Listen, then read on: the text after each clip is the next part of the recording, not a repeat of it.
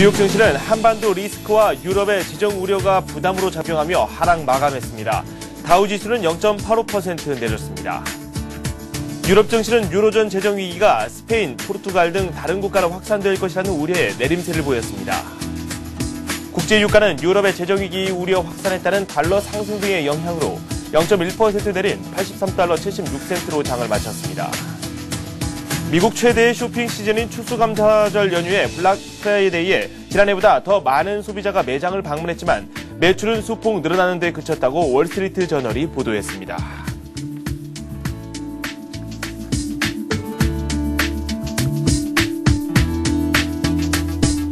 여러분 안녕하십니까. 굿모닝 샌 증시의 김종성입니다. 미국 증시와 유럽 증시가 하락하는 모습을 보였습니다. 미국 증시는 추수감사절 연휴로 오후 1시까지만 장이 열렸는데요. 별다른 경제 지표나 기업들의 실적 발표는 없었습니다. 과연 기업들의 매출이 얼마나 올랐을까? 이 부분에 저희가 큰 관심을 가지게 되는데 월스트리트 저널에 따르면 소비자들이 많이 늘기는 늘었는데 매출이 시장의 기대치만큼 늘지는 않았다. 이런 보도가 나오기도 해서 궁금증을 더 낳고 있습니다. 유럽에서는 포르투갈 그리고 또 스페인의 신용 위험이 또 부각이 되고 있습니다. 한반도 리스크와 함께 글로벌 증시를 압박하는 요인으로 현재 작용하고 있습니다. 세계 증시에 대한 내용 꼼꼼히 한번 살펴보도록 하겠습니다. 신한금융투자 강남구청역 지점의 최호선 대리와 함께하도록 하겠습니다. 어서 오세요. 네, 안녕하십니까. 네, 미국 3대 지수 일제히 하락세로 마감했습니다. 구체적인 내용 살펴보도록 하죠. 예. 일단 그 전까지 시장이 악재라고 하게 되면 중국 인플레이션이 그 세계 경제 회복에 좀 긴축을 가져와서 네. 좀 어렵다고 봤는데 새롭게 이슈가 된 게 이제 유럽 문제. 포르투갈에 이어서 이제 스페인까지 재정 위기가 우려가 오고 있다고 하고 있고 이어서 이제 벨기에 얘기도 나오고 있는데요. 네네. 거기에다 이제 우리나라 문제, 이제 한반도 문제. 그래서 이제 한미 합동 군사 훈련은 긴장감이 좀 고조되는 문제가 해서 네. 일단 유럽 시장 및 미국 시장도 좀 악영향을 끼쳐서 좀 하락을 했고요. 네. 결과적으로는 이제 그 다우 지수가 0.85% 하락한 11,092포인트를 마감을 했고 이제 기술주 중심의 나스닥 지수는 이제 0.32% 하락한 2,535포인트. 그리고 대형주 중심인 S&P 500 지수는 0.75% 하락한 1189.40으로 기록을 했습니다. 네. 그래서 이제 주간 단위로는 다우 지수가 0.99%, S&P 500이 0.86% 내렸고요. 나스닥 지수는 이제 하면 0.65% 상승을 했습니다. 네. 그러니까 주요된 내용은 이제 그 블랙 프라이데이로 시작되는 이제 미국의 소비 시즌에 대한 기대감이 있었는데 네. 일단 금요일 날도 연결돼서 이제 오전장으로 마감을 했고요. 그래서 거래량이 없는 가운데 좀 악재들이 나와서 호재인데도 불구하고 시장은 좀 하락으로 마감을 했습니다. 네. 하락세 속에 마감한 미국 시장에 대한 말씀 들어봤습니다. 포르투갈 그리고 스페인 여기에 벨기에까지 EU라는 이 한 경제 공동체 내에서 잡음이 들려오고 있기 때문에 이 원자재 관련주 그리고 금융주들이 상당히 부진한 모습을 보였다고 합니다. 미국 증시에서도 이런 모습이 나왔죠. 예. 그래서 그 유럽 재정 위기 문제가 독감처럼 연초에 이제 문제가 됐던 그리스에 대한 해결책 이후로 계속 CDS 프리미엄이 계속 올라간다는 얘기를 방송을 몇 번 말씀을 드렸는데 이 부분이 이제 포르투갈을 이어서 숨어 있는 스페인으로 이어질 것이다.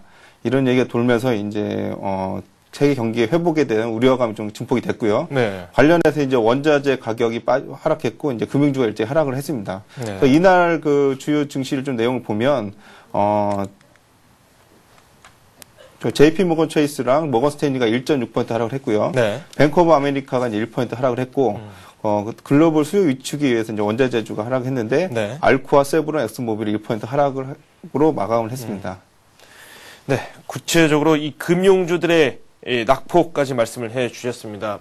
원자재주도 상당히 부진한 모습을 보였고요. 수요가 좀 걱정이 된다. 이런 평가 때문이겠죠. 그리고 이렇게 유로존에서 위기의식이 대두되고 있는 그 원인을 한번 살펴보면 과도한 국가 부채를 들 수 있습니다. 국가 부채하면 또 미국도 만만치 않은 상황인데 이 미국 내부에서도 이를 걱정하는 목소리가 많이 나오고 있거든요.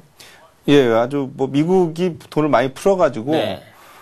이 위기를 극복하려고 하고 있는데 그 부분을 시행하는 과정에서 인플레이션을 좀 가져올 수 있는데 네. 그 회복하기 전에 이제 유럽이 독감 거두듯이 스페인까지 스페인이 이제 유럽의 이제 4대 경제 국가인데 네. 스페인까지 이어져서 그 전에 이제 좀 무너지지 않을까 이런 우려감이 있습니다.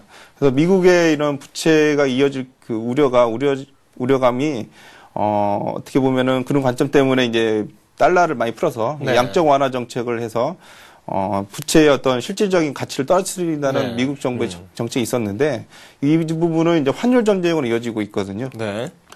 그래서 실질적으로 좀 보게 되면 뭐 좀 달러 약세가 계속 지속돼야 하지만 유럽이 약화되는 바람에 미국 달러가 약화되지 않고 좀 강세로 약간 돌아서고 있어서 이 부분이 재정 위기로 인한 이제 부채 부분이 우려감은 일단은 좀 계속 지속될 것이다. 그러나 달러보다는 유로가 좀 더 문제이기 때문에 네. 일단은 시장에서는 미국보다는 유럽 재정 리스크를 먼저 주목해야 하지 않나 이렇게 생각하고 있습니다. 네. 뭐 달러 하나 유로 하나 마찬가지는 한데 그래도 유럽 쪽 상황이 더 좋지 않기 때문에 미국보다는 더 유럽 쪽에 더 집중을 하고 있다. 예. 그런 말씀이신 거죠. 그리고 미국에서 저희도 집중했던 그런 부분이 있습니다. 바로 블랙 프라이데이, 이 연말 쇼핑 시즌에서 얼마나 큰 매출이 나왔을지 그 부분입니다. 소비자들이 많이 매장을 찾았다고 하는데 실제 매출 얼마나 반영됐는지 모르겠어요. 네, 일단 현장 분위기를 나타내는 미국 주요 언론사들의 내용들을 좀 확인을 해보게 되면 일단 쇼핑 열기가 좀 뜨겁다. 전년에 좀 암울했던 시절보다는 좀 뜨겁다고 볼 수 있고, 월스트리트 저널이 얘기한 내용은 이제 뉴욕에서 샌프란시스코까지 미국 주요 도시에 위치한 소매업체 매장에 엄청난 규모의 인파가 몰렸다. 네. 그래서 블랙 프라이데이 분위기는 아주 좋다 이렇게 좀 얘기를 하고 있었고요. 그다음에 오하이주 나일스 소재 타겟 매장 앞에서는 가게가 문 열지 3시간 지난 아침 7시에도 여전히 수백 명이 기다리고 있다. 네. 뭐 이렇게 내용이 있었고, 그다음에 이때쯤 제일 많이 팔리고 기대되는 게 이제 아시아 쪽에서는 전자제품, 네네. 고가 제품의 판매에 대해서 기대를 하는데 그에 대한 기사를 좀 보게 되면 오하이주 하울랜드에 위치한 월마트 앞에는 한밤중에도 수많은 사람들이 매장 문을 열리기 기다리고 있다. 네. 그래서 뭐 아침 5시에 노트북을 198달러에 판매하는 등 전자제품을 큰 폭으로 할인하고 네. 있기 때문이라고 하는데 이 부분은 이제 저희 국내 증시를 보게 되면 네. 삼성전자가 LG전자가 이제 LED TV도 가격 많이 하락을 했거든요. 네. 판매가 이때 많이 집중되기 때문에 기대를 많이 하고 있는데 그래서 종합해서 좀 말씀을 드리면 일단 전미소매협회가 이제 지난 연휴 동안 지난해보다 400만 명이 늘어나 1억 3,800만 명의 미국인들이 쇼핑에 나설 거로 예상을 하고 있고요. 네네. 그래서 이제 그 쇼핑객 수가 전미 소매협회의 이제 예상을 넘어설 것이다 이렇게 기대를 하고 있고 소매 판매액이 전년 동기 대비 4.5% 증가될 것이다. 네. 이렇게 전망하고 있습니다. 그래서 예상치 2.3보다는 높게 지금 보고 있고요. 그만큼 네. 기대가 아주 높고 있습니다. 네. 그래서 이제 이런 증시 관련해서 연관해서 좀 보게 되면 지금 다우지수 11,000포인트가 자꾸 이제 좀 훼손이 되고 있는데 네네. 블랙 프라이데이로 시작하는 이제 미국의 이제 쇼핑 시즌에 어떤 소비액이 얼마나 증가될 것이냐. 이게 이렇게 증가가 많이 될 경우에 경제 지표가 뭐 향후 조금 안 좋고 실업자 지수가 좀 좋아지지 않다 하더라도 네. 내년 전반까지 이어지는 기대감을 보기 때문에 이 부분은 아주 관심 있게 봐야 할 것 같고요. 네네. 그래서 뒷부분에 말씀드리겠지만 월요일 날 이제 블랙 프라이데이 소매 판매학과 이제 그 사이버 먼데이라고 네네. 이제 사이버 판매액을 집계를 이제 월요일 날 그러니까 오늘이죠. 그렇죠. 오늘 밤에 이제 발표가 됩니다. 이 부분이 이제 전년비 11% 증가될 걸 보고 있는데 실제로 증가될 경우에는 일단 좀 3대 악재가 있지만 네네. 좀 만점 포인트 지지하는 어떤 근거가 되지 않을까 생각하고 있습니다. 네. 뭐 이렇게 말씀하신 대로 호재가 있지만 분명 악재가 시장을 좀 압박하고는 그런 요인으로 작용하고 있습니다. 당연히 또 유럽 때문이겠죠. 예. 유럽 증시 상황도 한번 저희가 정리를 해볼까요? 앞서 말씀드렸다시피 이제 재정 위기 문제가 스페인까지 이어진다 이런 문제 때문에 주요 이제 그 유럽 증시도 하락을 했는데요. 네네. 짚어서 말씀을 드리다 보면 영국 FTSE 지수가 0.53포인트 하락한 5,668포인트로 이제 마감을 했고요. 네. 독일 닥스 지수가 0.44포인트 하락한 6,848포인트로 마감을 했고 프랑스 CAC 지수도 이제 0.8포인트 하락한 3,728.65포인트로 하락을 했습니다. 네. 그래서 내용을 좀 확인을 해보면, 일단 이날에 이제 증폭을 키운 거는 파이낸셜 타임즈 독일판 보도인데, 네. 이때 이제 내용이 이제 익명의 독일 재무부 관계자의 말을 이용해서 포르투갈에 대한 구제 금융이 스페인에 대한 구제 금융 가능성을 낮춰주고 있다. 네네. 이렇게 얘기를 했는데, 이제 얘기를 안 해도 되는 부분을 했다는 분위기로 좀 맞춰주시면서 시장에서 추측을 한 거죠. 그렇죠. 그럼 스페인까지 구제 금융 가능성이 얘기가 왜 나오냐? 네. 실질적으로는 스페인도 문제가 있는 거 아니냐? 네네. 이렇게 되면서 이제 얘기가 좀 커졌고요. 그래서 그 스페인이 왜 이렇게 두렵게 생각하고 있냐면 유로존 내 GDP 14%, 그러니까 네. 국가로 따지면 4위 정도를 차지하고 있습니다. 네네. 그러니까 스페인이 무너지게 되면 결과적으로 말씀드리면 유럽 재정 그 안정기금의 네. 돈으로도 포르투갈 지원하고 나서는 돈이 부족하다. 네네. 이런 시장을 지금 우려감이 있기 때문에 아주 긴장하게 됐고요. 네. 그런데다가 이제 한국 문제까지 터져서 네네. 유럽 지수가 좀 하락을 하게 됐습니다. 네.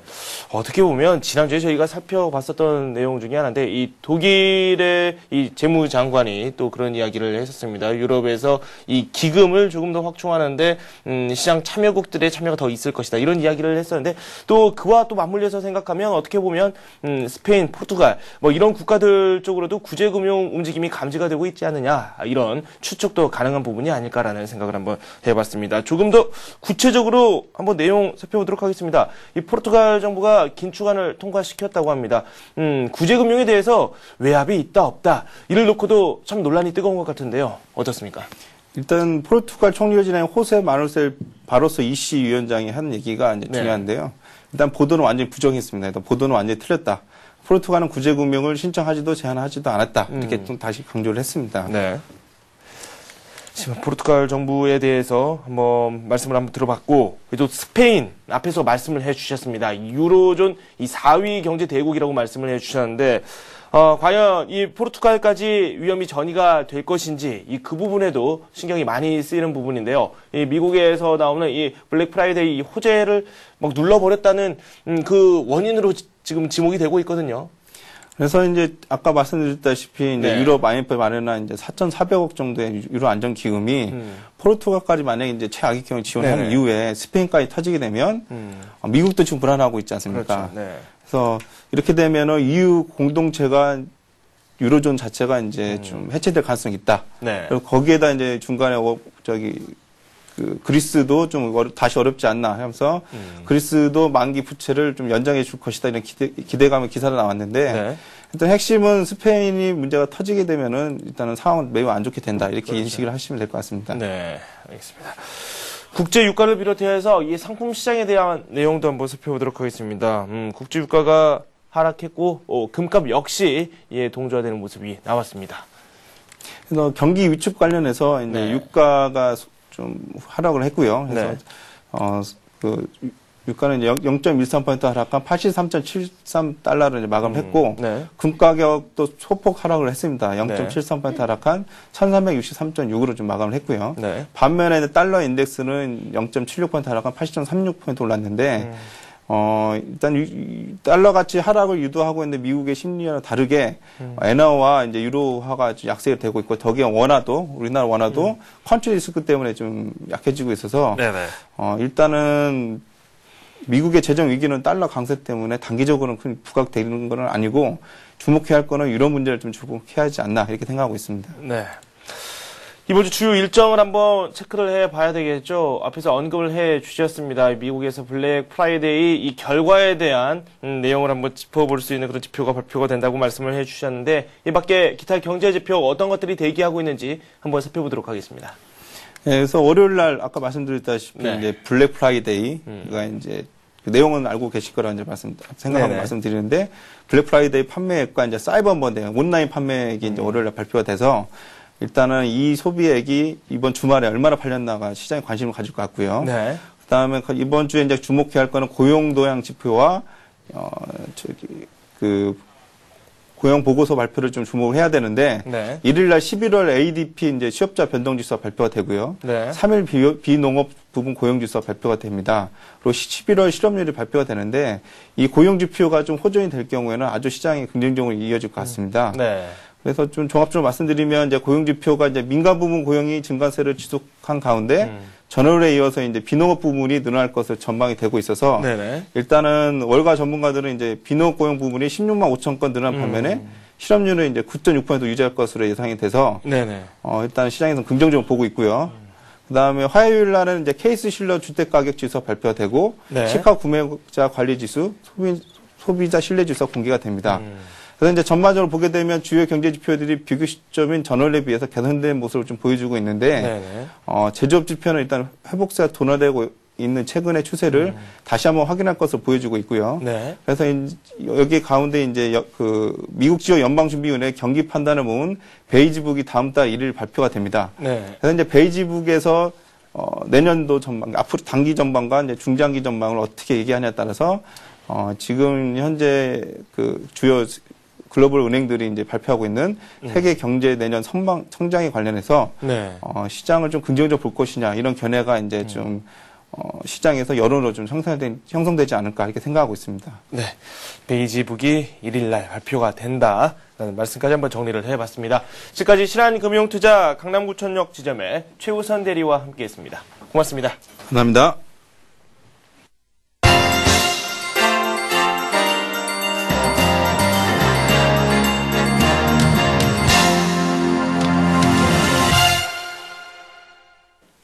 안녕하세요. 글로벌투데이 박미라입니다. 매일 이 시간 글로벌투데이 시간에서는 세계 최대 경제금융 미디어 AP통신과 온라인 동영상 커뮤니티인 유튜브를 통해서 세계 각국의 경제 소식과 해외 이슈들 발빠르게 소개해드리겠습니다. 먼저 AP통신 소식부터 만나보겠습니다. 중국이 다음 달 초순 북핵 6자회담 수석대표 간 긴급 협의를 제안했습니다. 중국 측 6자회담 수석대표인 우다웨이 한반도 사무특별대표는 28일 베이징 외교부 청사에서 긴급 기자회견을 자청해 이같이 밝혔는데요. 우 특별대표는 중국은 타당한 방법으로 한반도 문제에 대응하기 위해 9.19 공동성명을 바탕으로 심도 있는 연구를 거쳐 12월 상순에 베이징에서 북핵 6자회담 단장 긴급 협상을 해 현재 각 측의 관심사에 대한 의견을 교환하자고 건의한다고 말했습니다. 그는 오늘날 한반도 형세에 복잡한 요소가 나타나고 있으며 특히 6자회담 구성국들은 여기에 깊은 관심을 갖고 있다며 중국은 9.19 공동성명을 전면적으로 실천하기 위해 6자회담 단장들이 이 중대 문제에 대해 의견을 교환해야 한다고 생각한다고 강조했는데요. 또한 이렇게 함으로써 한반도의 평화와 안정을 지키고 동북 긴장 국면 완화에 공헌할 수 있다고 덧붙였습니다. 이날 한국 외교통상부는 6자회담 수석대표 회의 개최는 매우 신중하게 검토돼야 한다고 밝혔지만 앞서 청와대는 이 대통령과 다이 국무위원과의 면담에서 6자회담 재개를 논의할 때가 아니라는 입장을 분명히 했다고 밝혔습니다. 중국이 북한의 연평도 포격 사건 등을 논의하기 위한 북핵 6자회담 수석대표 간 긴급 협의를 제안한 것과 관련 미국은 아직 공식적인 반응을 보이지 않고 있습니다. 중국 측의 제안이 미국 동부 시간으로 일요일 새벽에 발표됐기 때문에 미국 정부의 공식 입장이 나오려면 좀 더 시간이 필요할 것으로 보입니다. 그러나 북한의 나쁜 행동에는 결코 보상하지 않는다는 원칙을 천명해온 미국으로서는 중국 측 제안을 수용하지 않을 것으로 관측되는데요. 북한의 연이은 도발에 대한 분명한 사과와 그에 상응한 제재, 재발 방지 약속 등이 전제되지 않은 상태에서 6자회담 재개하는 것은 북한에 면죄부를 주는 것과 마찬가지라는 것이 미국 측의 기본 입장이기 때문입니다. 북한의 우라늄 농축시설 공개와 연평도 포격 이후 백악관과 국무부의 반응은 북한에 대한 강경한 성토와 함께 이런 식의 도발로는 북한이 아무것도 얻지 못할 것이라는 점을 강조하고 있는 것이었는데요. 버락 오바마 대통령은 27일 ABC 방송과의 인터뷰에서 북한의 연평도 포격 도발 행위는 반드시 대처해야 할 현재 진행형 위협이라고 강조하면서 중국은 북한이 준수해야 할 국제적 규범을 세울 것임을 북한 측에 분명하게 전달해야 한다고 지적했습니다. 유럽연합이 28일 브뤼셀에서 소집된 긴급회의에서 아일랜드에 대한 구제 금융안을 승인했습니다. EU 재무장관들은 이날 EU 집행위원회와 유럽중앙은행, 국제통화기금 전문가팀이 아일랜드 정부와 협상을 마련할 850억 유로 규모의 구제 금융안을 승인했습니다. EU 재무장관 회의에 앞서 유로그룹들도 아일랜드 구제 금융안을 받아들였습니다. 현재 구축된 유럽 재정안전기금은 오는 2013년까지 한시적으로 운영되는데요. 이에 따라 EU는 그 이후 운영될 항구적 재정안정 메커니즘을 모색 중입니다. 앙겔라 메르켈 독일 총리와 니콜라 사르코지 프랑스 대통령은 항구적 재정안정 메커니즘이 가동될 경우 구제금융을 받는 회원국의 국채를 보유한 민간 금융회사도 비용을 부담해야 한다는 의견에 일치해 동료 회원국들의 합의를 종용했는데요. 민간 금융회사가 일정 부분 비용을 부담하라는 것은 해당 회원국 국채 보유분의 일부를 대손상각하는, 즉 채무 조정을 받아들이라는 의미입니다. 미얀마 민주화운동 지도자인 아웅산 수치 여사는 27일 미얀마를 방문한 BJ 남비아르 유엔 특사를 만나 미얀마의 현안을 해결하기 위해 유엔과 더 자주 대화하고 싶다는 뜻을 내비쳤습니다. 수치 여사는 반기문 유엔 사무총장의 비서실장인 남비아르 특사와 1시간 남짓 회담했으며 대화가 끝난 뒤 자신의 집에서 기자들과 만나 이날 대화가 매우 소중했다고 전했습니다.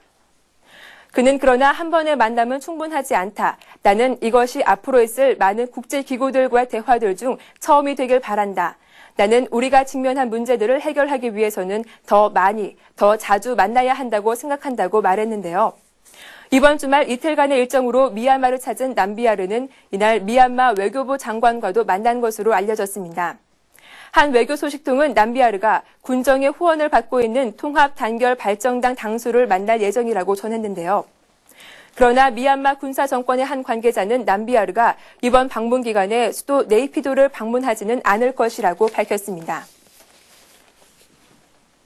이란의 알리 아크바르 살레이 원자력 기구 대표는 27일 이란의 첫 번째 원자력 발전소인 부세르 원전이 가동을 개시했다고 밝혔습니다. 살레이 대표는 우리는 원자로의 덮개를 봉인했다며 모든 연료봉은 원자로심에 장착됐다고 말했다고 이란의 뉴스통신 파르스가 전했습니다. 그는 우리는 부세르 원전에서 생산되는 전기가 한두 달 내에 전국에 보내지길 바라고 있다고 덧붙였는데요. 수도 테헤란에서 남서쪽으로 1200km 떨어진 부쉐르 지역에 건설된 이 원전은 1000메가와트급 가압 경수로형 원전으로 이란은 지난 8월 총 공사비 10억 달러가 투입된 이 원전을 완공한 뒤 지난달부터 연료 주입 작업을 벌여왔습니다. 서방은 이란의 부쉐르 원전이 핵무기 개발에 이용될 수 있다고 우려하고 있지만 전문가들은 핵연료 선적과 운송, 사용 후 핵연료 반환까지 원전 가동의 전 과정을 제3국인 러시아가 담당하고 있어 이 원전이 실제로 핵무기 개발에 악용될 가능성은 낮은 것으로 보고 있습니다. 누리 알 말리키 이라크 총리는 내달 중순까지 새 정부를 구성해 한 달가량 지속돼온 정치적 난국을 종식할 것이라고 27일 밝혔습니다.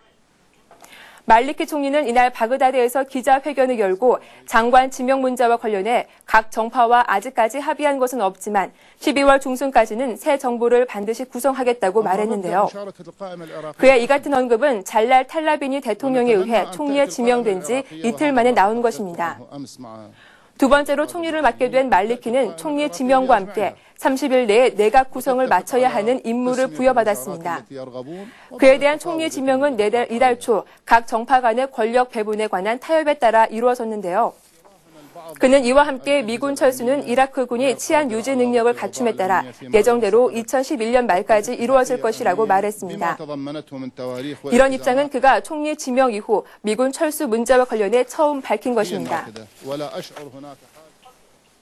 이집트에서 28일 하원 의원을 선출하는 총선이 폭력과 부정선거 시비 속에 실천했습니다.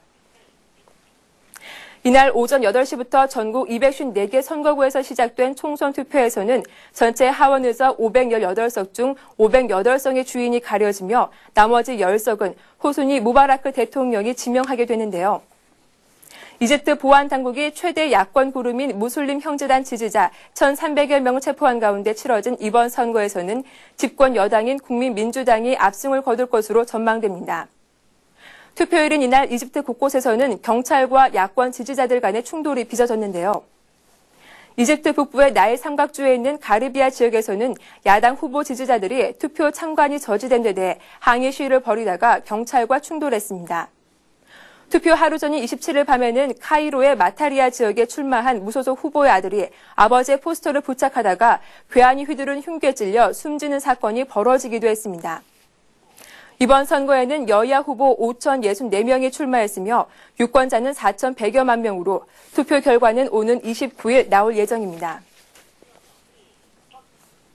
지진해인 콜레라로 고통받고 있는 중미 최빈국 IT에서 28일 대통령 선거가 일제히 시작됐습니다. 이날 오전 개시된 투표는 오후 4시까지 진행되며 IT 전역에서 유권자 470만 명이 참가한 가운데 향후 IT를 이끌어갈 새 지도자를 뽑게 되는데요. 선거 유세 기간 폭력 시위와 총격으로 20명이 사상하는 등 큰 혼란을 빚어졌지만 선거 당일은 아직까지 별다른 사고 없이 평온하게 진행되고 있다고 외신들은 전하고 있습니다.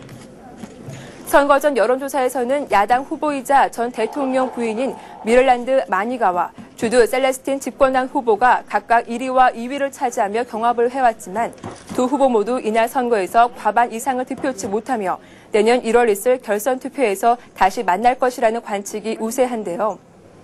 이 밖에도 스위트 미키로 불리는 인기 가수 출신인 미셸 마르텔리 등이 대권 후보 반열에 이름을 올렸지만 크게 두각을 나타내지는 못해왔습니다. 유권자들은 이날 선거에서 새 대통령과 함께 상원의석 30석 중 11석과 전체 하원의석 99석의 주인공도 뽑게 되는데요. 대통령 선거를 비롯한 공식 선거 결과는 내달 20일경 발표될 것으로 예상됩니다. 브라질 리우데자네이루 시내 빈민가를 상대로 대대적인 마약 조직 소탕 작전에 나선 브라질 군과 경찰이 28일 최대 규모의 빈민가를 장악하는 데 성공했습니다. 군과 경찰은 이날 오전 마약 조직의 주요 근거지 가운데 한 곳인 콤플레소도 알랭마운 빈민가를 장악하고 대량의 마약과 총기, 수류탄 등 무기를 압수했다고 밝혔습니다. 이에 따라 리우시에서는 지난 수일간 중단됐던 시내버스 등 대중교통 운행이 재개하는 등 정상을 되찾아가고 있다고 브라질 언론은 전했는데요. 그러나 경찰 관계자는 소탕 작전에 쫓긴 마약 조직원들이 무고한 주민들을 인질로 붙잡아 숨겨뒀다는 정보가 있다고 말해 마약 조직과의 충돌이 재현될 가능성을 배제하지 않았습니다. 마약 조직 소탕 작전은 지난 21일부터 시작됐으며 2만 1천여 명의 중무장 경찰 외 3대의 공군 헬기와 10대의 해군 장갑차, 50여 명의 해병대, 800명의 육군 보병이 동원됐는데요. 이번 마약 조직 소탕 작전은 2014년 브라질 월드컵과 2016년 리우 하계 올림픽을 앞두고 치안 확보를 위해 벌어졌으며 루이스 이나시오 룰라다 실바 대통령과 지우마 호세프 대통령 당선자도 연방 정부 차원에서 모든 지원을 아끼지 않겠다며 마약 조직 소탕 의지를 밝히기도 했습니다. 파키스탄의 최대 도시 카라치의 한 주거 밀집 지역에 28일 새벽 화물기 한 대가 이륙 직후 추락했다고 현지 항공 당국이 밝혔습니다. 항공 당국은 사고 당시 추락 화물기에 8명이 탑승하고 있었다고 전했으나 정확한 사상자 수를 확인해 줄 수는 없다고 말했는데요. 현지 일부 언론들은 사망자가 최소 8명 이상이라고 전했습니다. 이 화물기가 추락한 장소는 해군 장교 주거단지로 거대한 폭발음과 함께 여러 채의 건물에 불이 난 것으로 알려져 지상에서도 다수의 사상자가 발생했을 것으로 관측됩니다. 러시아에서 제작된 이 사고 화물기는 이날 수단을 향해 이륙한 지 2분 만에 추락한 것으로 추정되는데요. 이와 관련해서 사고 현지의 한 목격자는 화물기가 비행하고 있을 때 엔진에 불이 붙은 것이 보였다고 증언했습니다. 카라치에서는 이달 초에도 소형 여객기가 이륙 직후 추락해 21명이 숨지는 사고가 발생한 바 있습니다. 터키 이스탄불 시내에서는 유서 깊은 하이다르파사 기차역에서 28일 화재가 발생했습니다. 이스탄불 카디코이 지구의 셀라미 오주투르크 시장은 이날 복원 공사 중인 하이다르파사 역사의 지붕에서 불이 났으며 소방대원들이 출동해 진화 작업을 벌였다고 전했습니다. 이번 화재로 20세기 초 독일 건축가의 설계로 지어진 하이다르파사 건물의 지붕 대부분과 4층이 훼손됐는데요. 후세인 아부니 무툴루 이스탄불 지사는 불길을 잡은 상태이며 인명피해는 없다고 밝혔습니다. 민영 NTV는 누전 또는 용접 과정에서의 부주의 등으로 화재 원인을 보도했으나 당국은 아직 사고 원인을 확정하기는 이르다고 설명했습니다. 이어서 지구촌 곳곳에서 일어나는 재미있는 소식을 지구촌 별별 뉴스에서 전해드리겠습니다.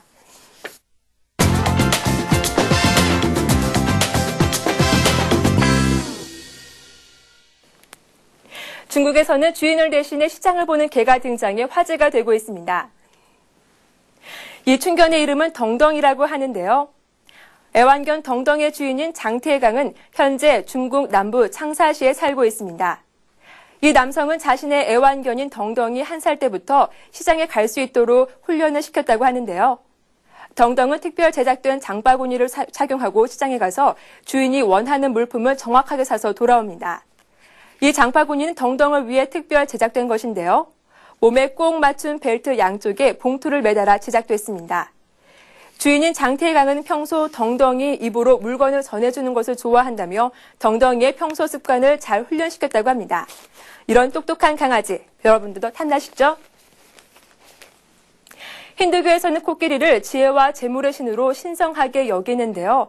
여기 인도에서 앓던 엄니로 고생하던 코끼리가 치과 의사의 도움으로 치료를 받았다고 합니다.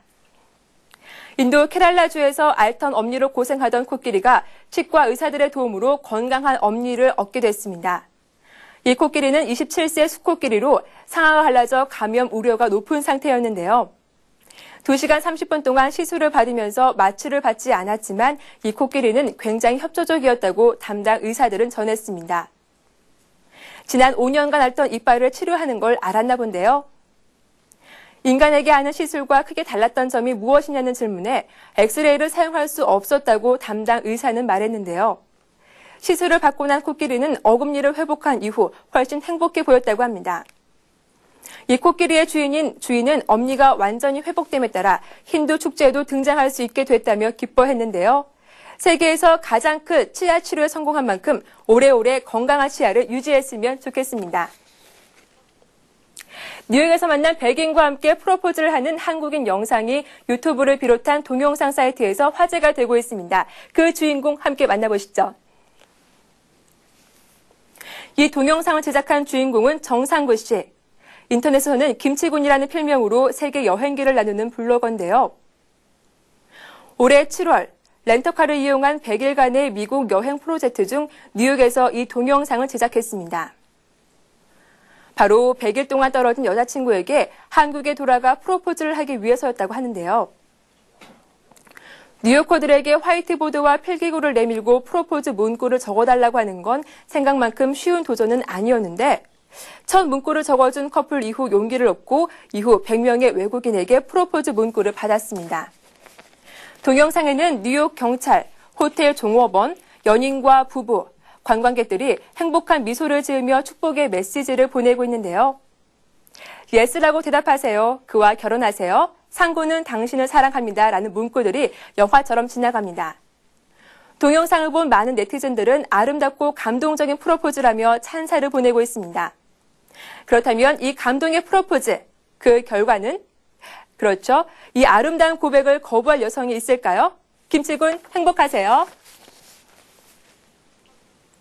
희귀한 장애로 문어 아기로 불리던 네팔의 한 아기가 성공적인 분리수술을 받았습니다. 현재 빠르게 회복 중이라고 하는데요.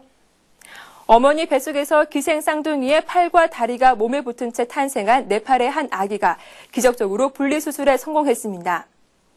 영국의 타블로이드지 더 선의 보도에 따르면 겨우 1살밖에 안 된 리샤브 기미르는 자신의 원래 팔과 다리 외에도 머리가 없는 기생 쌍둥이 팔다리 4개가 몸에 붙은 채 태어났는데요. 이는 20만 분의 1의 확률이라고 합니다. 이에 현지 사람들은 아주 희귀한 장애를 가진 이 아기를 문어 아기라고 부르거나 힌두교의 코끼리신 가네시의 현신으로 여기고 있습니다.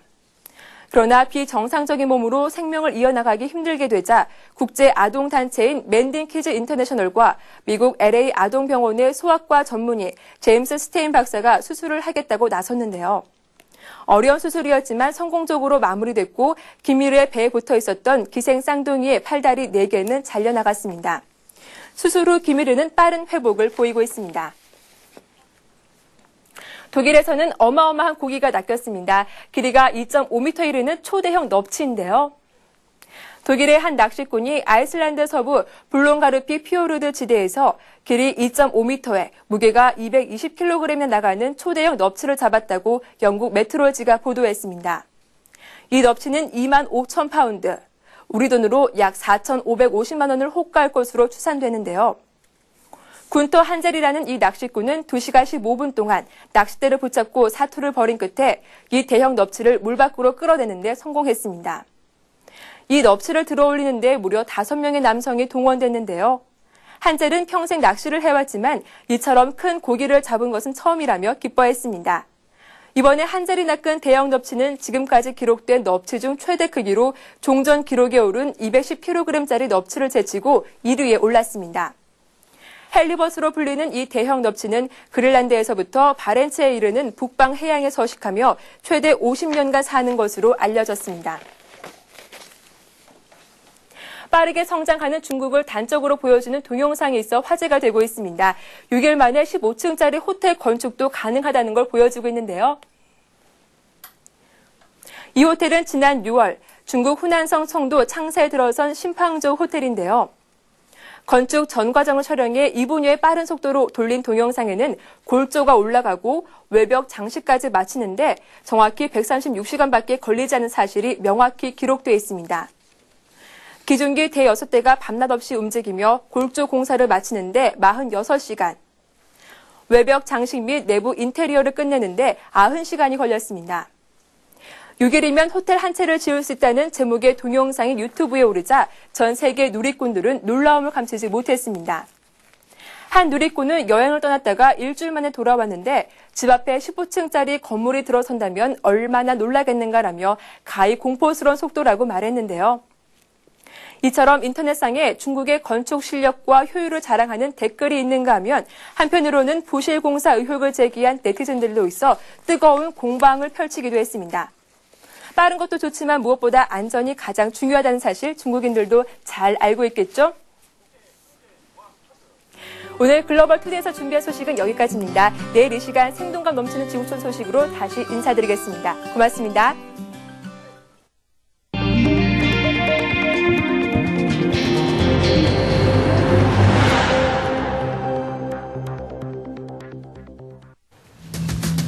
이명박 대통령은 특사 자격으로 우리나라를 찾은 중국의 다이빙거 외교 담당 국무위원과 면담에서 북한이 추가 도발해 온다면 강력히 대응하겠다고 강조하고 중국이 남북 관계에 있어 공정하고 책임 있는 자세로 한반도 평화를 이루는 데 기여해달라고 당부했습니다.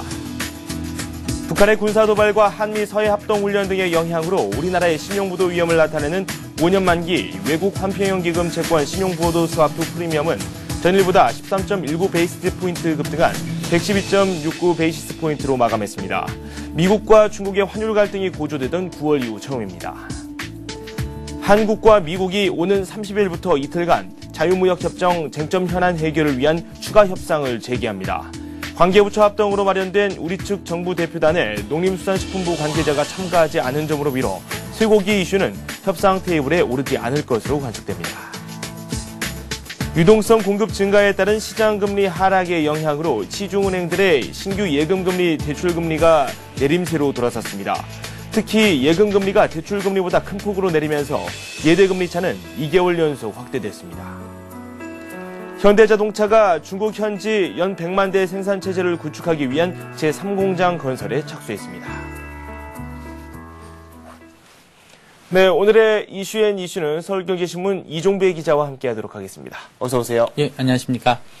네, 북한의 연평도 도발 이후에 이 한미 합동훈련이 진행이 되고 있고요. 이 그렇죠. 중국에서는 이 양재치 외교부장이 원래 26일 방한으로 예정이 돼 있었죠. 이게 또 취소했죠. 네, 예, 그렇죠. 예. 취소가 되면서 한중간에 또 갈등이 비화되는 게 아니냐 이런 우려까지 나왔습니다. 그런데 후진타오 주석의 이 긴급 파견이 또 이루어졌는데요. 다이빙거 외교부 국무위원이 또 방한을 했습니다. 이명박 대통령과 이 면담을 가졌는데 2시간 동안 진행이 됐다고 하는데 별 소득이 없었다 이런 평가가 많이 나오고 있어요. 그렇죠. 그 면담 시간이나 이런 거 봤을 때 상당히 그 오랜 시간 가졌고 뭐 건설적인 대화가 나올 것으로 많이 기대를 했는데요. 지적하신 대로 큰 대화는 없었습니다.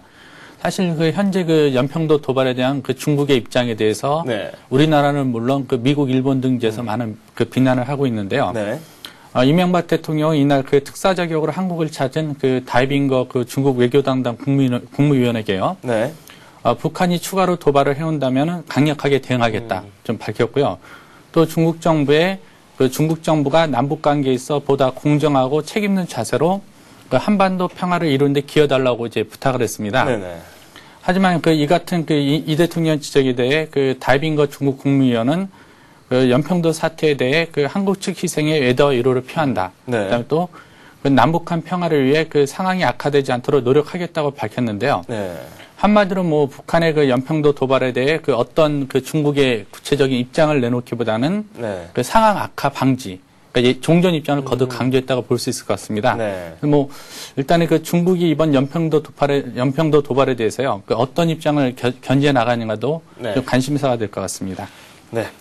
일단 양국 간의 입장 차를 확인했다 이 정도밖에 되지는 않았던 것 그렇죠. 같은데 예. 네. 중국 쪽 상황을 또 둘러보다 보니까 좀 흥미로운 그런 일들이 있었습니다. 뜬금없이 휴일인데도 불구하고 또 기자회견을 열었는데 뜬금없는 내용이었죠. 중요한 내용이긴 한데 육자회담을 열자 이런 내용을 또 밝혔어요. 그래서 어제 일요일 오후에 이제 중국 정부가 일요일 5시 반에 이제 중대 발표를 한다고 해가지고요. 네. 우리 정부도 사실 많은 기대를 했습니다. 네네. 건설적인 진보적인 진전된 내용이 담기지 않을까 많은 기대를 했는데요. 사실 근데 뚜껑을 열어보니까 다음 달 초 북한 육자회담 수석 대표가 긴급 협의를 제안하는 내용이었는데요. 한마디로 중국 정부가 북한의 연평도 도발에 대해서 이제 직접적인 언급보다는요. 네네. 우회적으로 육자회담 재개 카드를 꺼냈는데요. 이에 대해서 우리 정부는 현 시점에서 육자회담을 논의할 때가 아니다. 이렇게 좀 거부를 했고요. 네. 못을 박았습니다. 지금 현재까지 북한의 연평도 대발에 대한 중국의 입장을 보면요. 좀 어정쩡하거든요. 네네. 직접적인 비난도 안 하고 또 직접적인 북한의 어떤 지원도 안 하고 있는데요. 네네. 중국이 과연 국제사회 비난을 무릅쓰고 언제까지 이 같은 입장을 계속 가져갈지도 좀 관심을 끌고 있습니다. 네, 그렇군요. 이번 연평도 도발 이후에 우리 경제도 약간 영향권에 놓여 있습니다. CDS 프리미엄이 사상 최고치를 잇따라 경신하고 있는데요. 이미 100베이시스 포인트를 넘어섰고 112까지도 올라갔거든요. 네, 그렇습니다. 네. 5년 만기 외평채 신용부도 사업, CDS 프리미엄인데요. CDS 프리미엄이 미국 뉴욕 시장에서 좀 급등했습니다. 네. CDS 프리미엄이 100bp를 넘어섰는데요. 이는 미국과 중국의 한일 갈등이 고조되던 지난 9월 이후 처음으로 기록되고 있는데요. 네. 국제금융센터 등에 따르면은 우리나라 5년 만기 외평채 CDS가 지난 24일 연평도 폭격 이후 최고치인 112bp를 기록을 했습니다. 네네. 이는 전일보다도 한 13.19bp 상승한 것인데요. 여기에는 한반도 지정학적 리스크 고조가 있고요. 또 네. 유럽 재정 이익까지 겹치면서 많이 상승하게 됐는데요. 네. 우리나라의 외평채 CDS 프리미엄을 보면은 연평도 폭격 전에는 한 70에서 80bp 이렇게 안정권을 유지하고 있습니다. 네네. 하지만 연평도 폭격 이후 100bp를 많이 상회를 하고 있는데요. 네. CDS 프리미엄 급등은 한마디로 해외에서 한국을 그만큼 불안하게 보고 있다. 그렇죠. 이런 것의 반증인데요. 이번 사태 추이에 따라서 네. 앞으로도 더 영향을 받을 것으로 보입니다. 이렇게 하나의 지표로 또 반영이 되고 있는데 실물 경제도 영향력이 어느 정도 행사가 되고 있다고 합니다. 각 기업들도 고민이 좀 깊어지고 있다고 하는데요. 해외 바이어들이 한국 방한 일정을 잡아놓고 취소하거나 연기하는 그런 일도 발생하고 있다고요. 네, 그렇습니다. 저희가 이제 가장 걱정하는 게 이번 사태가 이제 수출이라는 데 실물에 영향을 미치지 않을까 가장 크게 걱정하고 있는데요. 네네. 아직 본격적인 큰 파급 효과는 미치지 않고 있는데 아직 좀 우려스러운 징후들이 좀 나타나고 있는데요. 네네. 한국무역협회하고 업계에 따르면요. 국내 대다수 무역업체들이 북한의 연평도 폭격 이후에요. 네. 해외 바이어들로부터 한국에서 전쟁이 일어나는 거 아니냐. 네. 이런 문의가 좀 많이 들어오고 있다는 소식입니다. 네. 그러면서 이제 바이어들이 방안을 연기하는 사례가 좀 많이 늘고 있는데요. 네. 실제로 일본의 소니가 다음 달 일일이 한국에서 구매 부품 상담회를 개최하기로 했습니다. 네. 한국에서 처음 개최하는 구매 부품 상담회인데요. 북한의 연평도 폭격 이후 이걸 무기 연기를 했고요. 네. 또 혼다 자동차도 24일부터 직원의 한국 출장을 금지시켰습니다. 네. 또 그리고 25일, 26일 관계에서 이제 그린카 글로벌 벤처 포럼에 참석하기로 했던 폴란드 바이어들도 안전의 이유로 방안을 취소하기로 했는데요. 일단 국내 기업들은 대분 리스크가 대내 경제에 미칠 영향에 대한 우려가 높아지면서요. 네네. 다양한 컨티젠 플랜을 마련해 놓고 있습니다. 네, 대표적인 코리아 디스카운트로는 남북 갈등이 지목이 되고 있습니다. 어스빨레이 이번 사태가 마무리가 잘 좀 돼서 안정을 다시 한번 찾았으면 좋겠습니다. 상대적으로 좀 묻힐 수도 있는 뉴스일 것 같아서 저희가 준비를 또 해봤어요. 한미 FTA와 관련한 추가 협상 또 시작이 되죠. 예, 그렇습니다.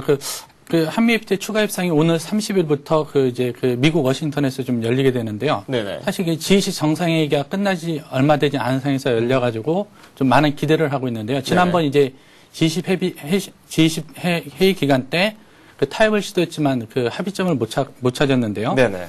이번 워싱턴 회담에서는 양국은 자동차 무역 불균형 해소 방안을 놓고 그 치열한 공방을 벌일 것으로 보이는데요. 네. 뭐 자동차 분야에서는 뭐 자동차 관세 철폐 기간 연장이 있고요. 네. 그 자동차 세이프가드 마련 이게 네. 그 최대 쟁점이 있는데요.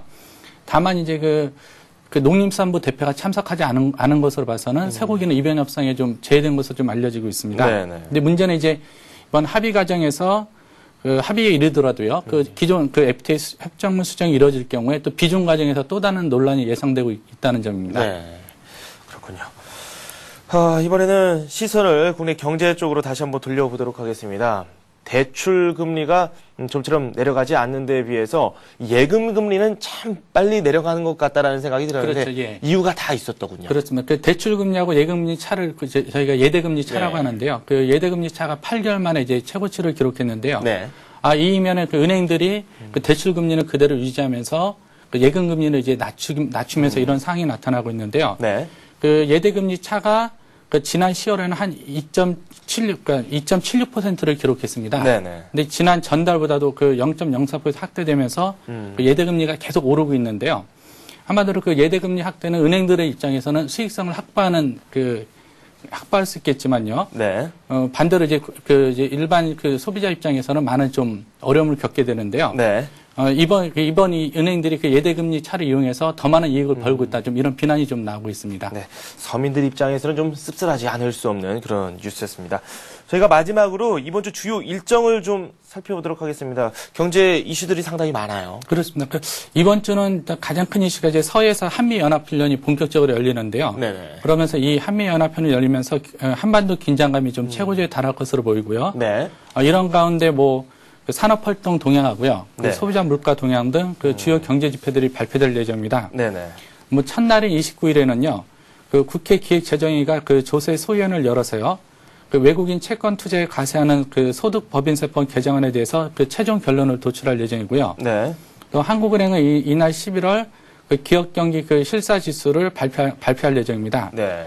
기업경기 실사지수의 경우 그 지난 8월 이후 그 석 달 연속 기준치를 밀도다 그 지난달 좀 소폭 반등을 했는데요. 네. 이 같은 흐름이 이어질지 좀 주목되고 있습니다. 네. 그 30일에는 그 10월 산업활동 동향이 발표되는데요.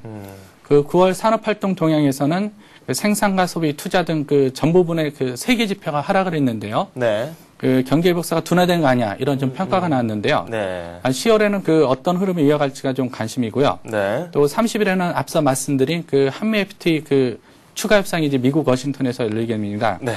또 12월 1일에는 그 11월 소비자 물가 동향이 발표되는데요. 네. 이에 앞서 발표된 그 10월 소비자 물가 상승률은 그 4%를 급등을 했는데요. 네. 그러면서 그 한국은행의 그 물가 안정 목표치를 벗어났는데요. 11월에도 그 물가 상승률이 그 전후보다 그 소폭 상승할 것으로 전망되고 있습니다. 네네. 또 1일에는 그 한국은행에서 그 11월 외환 보유액을 발표하고요. 네. 또 12월 2일에는 그 한국은행에서 그 3분기 그 국민소득 그 잠정치를 발표합니다. 그 이에 앞서 지난달 발표한 그 속보치에서는 그 3분기 우리 경제가 그 전분기 대비 0.7%, 네. 뭐 전년 동기 대비 한 4.5% 성장할 것으로 예측을 했고요. 네. 또 2일에는 그 금감원에서 그 국내은행의 건전성을 살펴볼 수 있는 10월 말 국내은행의 대출채권 연체율 현황이 공개됩니다. 네. 참 상당히 많은 일정들이 기다리고 있습니다. 지금까지 이종배 기자와 함께했습니다. 감사합니다. 예, 감사합니다. 네, 이번 주 뉴욕 증시 주 후반부에 있을 실업률이 결정적인 역할을 할 것으로 보입니다. 뉴욕 증시 마감 상황을 비롯해서 여러 가지 경제 소식 저희가 굿모닝 센증시에서 철저하게 분석을 해드리도록 하겠습니다. 저는 출발 센증시에서 우리 시장 이야기를 갖고 다시 돌아오겠습니다. 저는 출발 센증시에서 다시 찾아뵙겠습니다.